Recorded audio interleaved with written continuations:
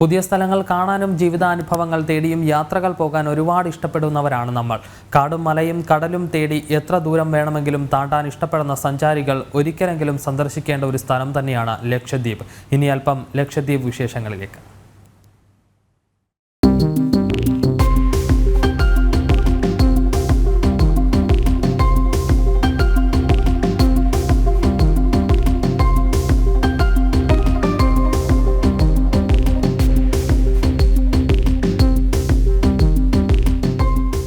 പവിഴപ്പുറ്റുകൾ വർണ്ണക്കാഴ്ചയൊരുക്കുന്ന പച്ചക്കടലുള്ള അറബിക്കടലിൽ ചിതറിക്കിടക്കുന്ന ലക്ഷദ്വീപ്. പേരിൽ പറയുന്നത് പോലെ ലക്ഷം ദ്വീപുകളൊന്നുമില്ല ഇവിടെ. പക്ഷേ ലക്ഷം തവണ പോയാലും വീണ്ടും വീണ്ടും പോകാൻ പ്രേരിപ്പിക്കുന്ന ഒരു വിസ്മയം തന്നെയാണ്. ജനവാസമുള്ളതും അല്ലാത്തതുമായ അനേകം പവിഴപ്പുറ്റു ദ്വീപുകളുടെ സമൂഹമാണ് ലക്ഷദ്വീപ്. ഒരുപാട് ദ്വീപുകളുണ്ടെങ്കിലും 10 ദ്വീപുകളിലാണ് ആൾതാമസമുള്ളത്.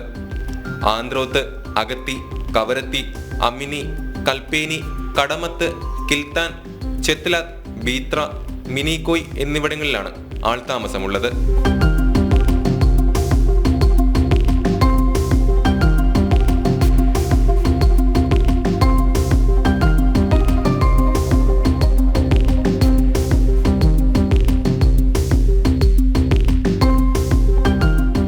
ലക്ഷദ്വീപിന്റെ സൗന്ദര്യം നേരിട്ടറിയാൻ നിരവധി സഞ്ചാരികളാണ് ഓരോ വർഷവും ഇവിടെ എത്തുന്നത്.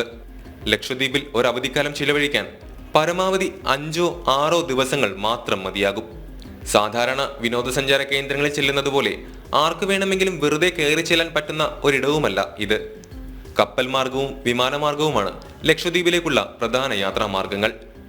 സഞ്ചാരികൾക്ക് ടൂറിസ്റ്റ് പാക്കേജുകൾ വഴിയും സ്പോൺസർമാർ വഴിയും ലക്ഷദ്വീപിലെത്താം.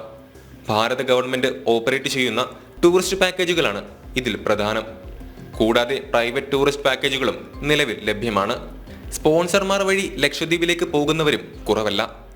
സഞ്ചാരികൾക്കായി നിരവധി സാധ്യതകളാണ് ലക്ഷദ്വീപിൽ കാത്തിരിക്കുന്നത്.